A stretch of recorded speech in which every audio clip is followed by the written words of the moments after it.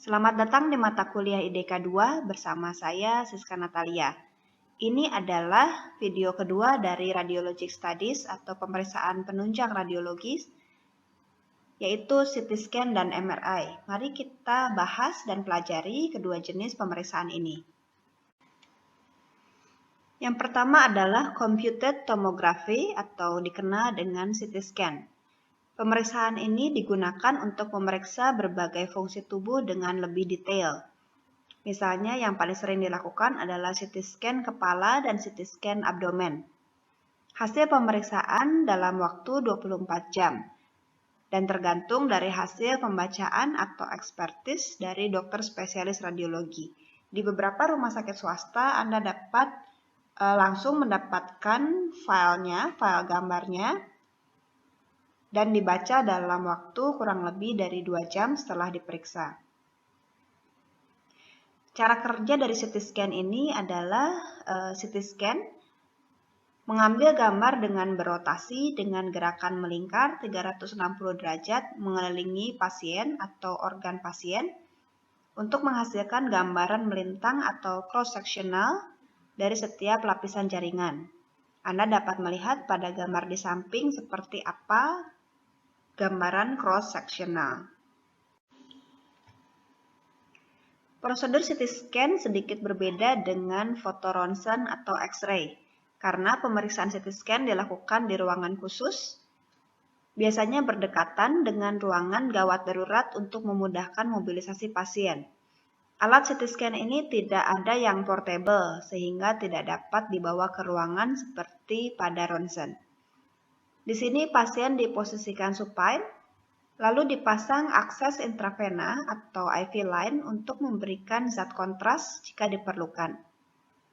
Untuk kegunaan atau implikasi klinisnya, CT scan digunakan untuk mendiagnosa berbagai tumor, infark, atau kerusakan jaringan, kematian jaringan, kerusakan tulang, penumpukan cairan, dan kondisi lain spesifik pada area yang di-scan. Misalnya untuk mendiagnosa stroke hemorrhagic dan non-hemorrhagic, atau juga tumor otak atau adanya kanker.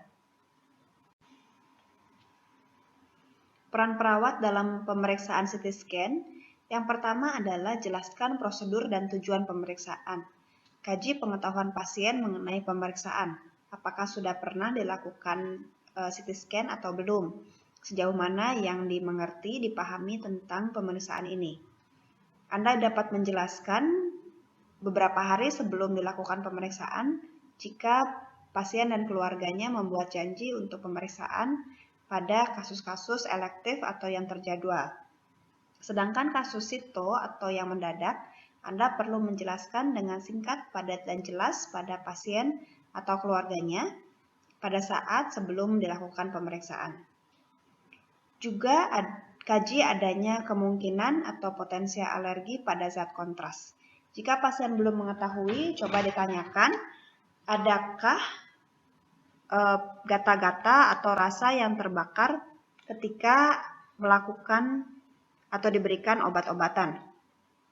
Yang ketiga, jelaskan pada pasien selama penyuntikan zat kontras bisa saja ada rasa terbakar, misalnya di belakang mata, rahang, gigi, lidah, dan bibir. Yang berikutnya adalah kaji kecemasan pasien dan berikan sedasi jika diperlukan.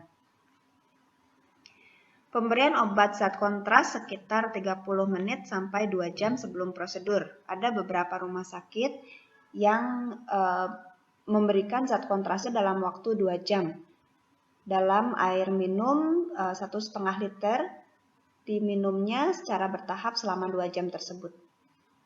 Anda perlu juga mengukur tanda-tanda vital dan pemeriksaan neurologis sebelum pasien dilakukan pemeriksaan CT scan. Yang berikutnya, instruksikan pasien sesuai posisi yang diperlukan dan anjurkan pasien untuk tetap berada dalam posisinya selama pemeriksaan dan tetap tenang. Informasikan pasien untuk menutup mata jika merasa klaustrofobia atau takut pada ruangan tertutup. Yang berikutnya adalah peran perawat selama pemeriksaan. Pastikan pemasangan perlindungan standar, misalnya seperti cuci tangan dan juga memakai handscoon atau sarung tangan, juga memakai masker jika diperlukan. Lalu posisikan alat untuk memonitor terlihat dari area kontrol untuk observasi terus-menerus. Misalnya pada pasien kegawatan atau yang ada di ICU yang menggunakan monitor detak jantung dan pernapasan. Pastikan monitornya terlihat dari area kontrol sehingga dapat melihat bagaimana denyut jantung dan pernapasan pasien. Karena CT scan ini dilakukan memakan waktu yang cukup lama sehingga pasien akan ditinggalkan sendirian di ruangan karena adanya paparan sinar X. Lalu yang berikutnya, berikan selimut untuk kenyamanan pasien karena di ruangannya cukup dingin.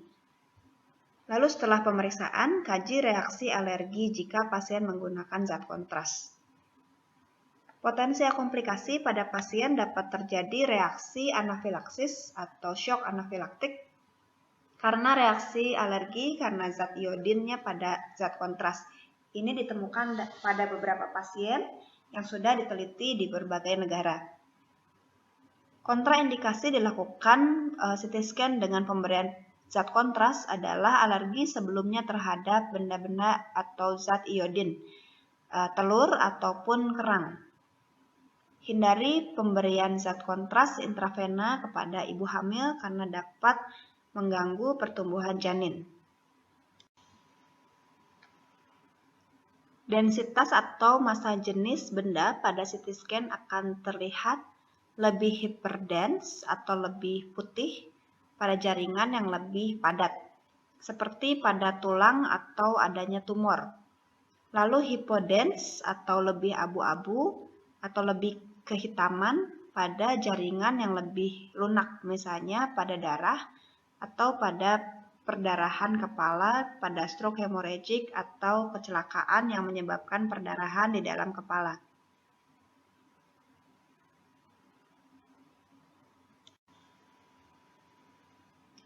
Dua gambar ini merupakan contoh CT scan kepala yang normal. Normal dalam artian tidak ada perdarahan atau tumor atau kelainan lainnya. Anda dapat melihat pada gambar yang berwarna hitam putih, melihat bahwa adanya potongan-potongan gambar yang makin lama makin besar atau makin jelas atau berbeda-beda gambarnya. Ini dikarenakan adanya potongan-potongan yang dilakukan pada kepala seperti yang terlihat pada gambar yang di sebelahnya yang ada berwarna merah. Anda dapat melihat pada gambar yang berwarna hitam putih yang paling bawah, itu potongan tulang kepala bagian atas sehingga terlihat kecil. Makin lama makin terlihat jelas bagaimana potongan struktur otaknya yang ada pada gambaran CT scan ini. Yang kedua, dalam video ini kita akan belajar mengenai magnetic resonance imaging atau yang dikenal juga dengan MRI. Fungsinya untuk mengetahui jaringan normal, aliran darah, dan struktur yang ada dalam tubuh pasien atau tubuh manusia. Hasil pemeriksaan didapatkan dalam waktu kurang lebih 48 jam. Cara kerjanya, MRI menghasilkan gambar dari karakteristik magnetik jaringan tubuh, sehingga pemeriksaan ini menghindarkan pasien terkena paparan sinar X. Gambaran yang dihasilkan dapat dari berbagai sudut, termasuk potongan sagitta dan korona. MRI menggambarkan hal yang lebih detail atau lebih spesifik dibandingkan CT scan. MRI juga dapat menggunakan zat kontras untuk melihat gambaran yang lebih jelas. Perhatian klinis untuk pasien yang dilakukan MRI adalah tidak boleh ada benda logam saat pasien dilakukan MRI. Jadi pastikan semua perhiasan dan benda-benda logam bahkan seperti jepitan rambut itu perlu dilepaskan. Ada baiknya dilepaskan di rumah saja, tidak di rumah sakit. Jika di rumah sakit, kita perlu pastikan disimpan di tempat yang aman dan diberikan pada pasien setelah selesai dilakukan pemeriksaan. Pasien dengan klaustrofobia memerlukan sedasi karena ini akan memerlukan waktu yang cukup lama dibandingkan CT scan. Prosedurnya adalah posisikan pasien supine pada mesin scanner silindris MRI. Untuk implikasi klinis dan indikasi, MRI adalah suatu pemeriksaan yang terbaik untuk saat ini untuk menunjukkan abnormalitas atau kelainan pada otak, misalnya adanya stroke, perdarahan, infeksi, sklerosis, demyelinisasi, dan demensia, atau tumor-tumor yang tidak terdeteksi pada CT scan. Kepala dan leher, misalnya herniasi, stenosis spinal, metastase pada tulang belakang, atau juga kompresi pada medula spinalis. Juga untuk penyakit jantung serta penyumbatan darah dapat dilihat dengan MRI. Peran perawat sebelum pemeriksaan MRI adalah yang pertama, jelaskan prosedur dan tujuan pemeriksaan, kaji pengetahuan pasien mengenai pemeriksaan, seperti halnya pada CT scan. Yang kedua adalah jelaskan adanya suara mengetuk yang keras pada mesin, ini karena disebabkan kumparan magnetik yang ada pada mesin. Yang ketiga adalah kaji kecemasan pasien dan berikan sedasi atau bisa diputarkan musik, dan tetap berbicara pada pasien jika diperlukan untuk menenangkan pasien. Instruksikan pasien sesuai posisi dan anjurkan pasien untuk tetap berada dalam posisinya selama pemeriksaan. Yang terakhir adalah informasikan pasien untuk menutup mata jika merasa klaustrofobia atau takut pada ruangan tertutup. Peran perawat selama pemeriksaan, pastikan pemasangan perlindungan standar. Lalu yang kedua, mikrofon yang disiapkan teknisi untuk berkomunikasi dengan pasien ada baiknya disediakan untuk menenangkan pasien dan membantu pasien untuk tenang selama pemeriksaan. Untuk kontraindikasinya, medan magnet yang kuat dapat mempengaruhi logam dan benda-benda elektronik, pacemaker dan klip pada aneurisma cerebral, atau jika ada logam pada mata yang didapatkan dari tempat kerja. Gambar di sebelah kiri memperlihatkan operator teknisi MRI yang siap melakukan pemeriksaan pada pasien. Teknisi atau perawat yang di dalam ruangan akan segera meninggalkan pasien sendirian karena pengaruh medan magnet yang kuat. Dan pada gambar yang sebelah kanan, Anda bisa perhatikan adanya perbedaan warna dengan CT scan. Tulang atau bagian jaringan yang padat pada CT scan akan terlihat hyperdense atau warna lebih terang, lebih putih, sedangkan di MRI terlihat sebaliknya menjadi hypodense atau berwarna lebih gelap.